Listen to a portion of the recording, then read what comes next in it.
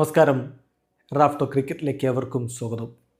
Racing star Asia കപ്പിൽ India semi ഫൈനലിൽ വീണുപോയി. ഇതൊരു ആൻറ്റി ക്ലൈമാക്സ് ആയിരുന്നു എന്ന് വേണം പറയാൻ. ബംഗ്ലാദേശിന് 194, ഇന്ത്യ ചേസിങ്ങിൽ 194, പിന്നെ സൂപ്പർ ഓവർ ആൻറ്റി ക്ലൈമാക്സ് ആയിപ്പോയി. ഒറ്റ റണ്ണ് പോലും ഇന്ത്യക്ക് സൂപ്പർ ഓവറിൽ എടുക്കാൻ പറ്റിയില്ല. ബംഗ്ലാദേശ് എടുത്ത റണ്ണാവട്ടെ വൈഡിലൂടെ കൊടുത്തു, അവർ ജയിച്ചു കയറി.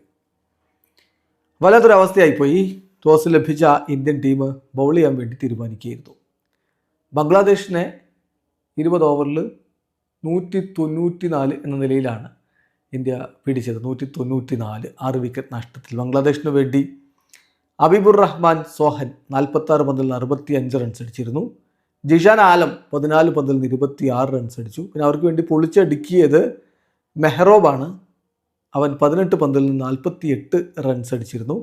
യാസർ അലി 9 പന്തിൽ നിന്ന് 16 റൺസുമായിട്ട് പുറത്താകുന്നു. ഏതായാലും അങ്ങനെ അവർ 194 റൺസ് 20 ഓവറിൽ അടിച്ചു.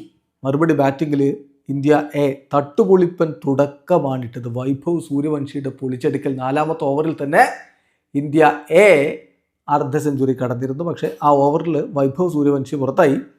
15 പന്തുകൾ നേരിട്ട് 2 4ഉം 4 6ഉം അടക്കം 253.33 സ്ട്രൈക്ക് റേറ്റിൽ അവൻ 38 റൺസ് അടിച്ചിരുന്നു.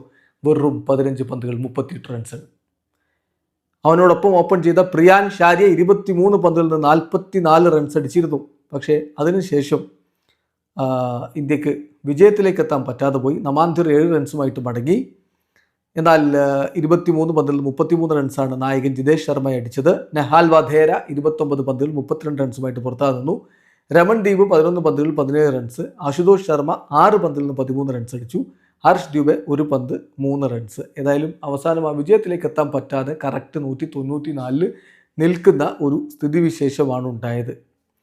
അങ്ങനെയാണ് പിന്നെ ഈ ഒരു സൂപ്പർ ഓവറിലേക്ക് കാര്യങ്ങൾ പോകുന്നത്. സൂപ്പർ ഓവറിലോ നമ്മുടെ പ്രതീക്ഷകളാകെ തെറ്റിപ്പോകുന്ന ഒരു കാഴ്ചയാണ് സൂപ്പർ ഓവറിൽ കണ്ടത്.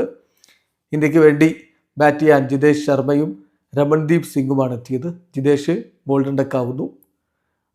പിന്നെ വന്ന അശുതോഷ് ശർമ്മയും ഗോൾഡൻ ഡക്കാവുന്നു. കഴിഞ്ഞു. ഒറ്റ റണ്ണും അടിക്കാൻ പറ്റാതെ 2 പന്തുകളിൽ ഇന്ത്യയുടെ സൂപ്പർ ഓവർ തീർന്നു.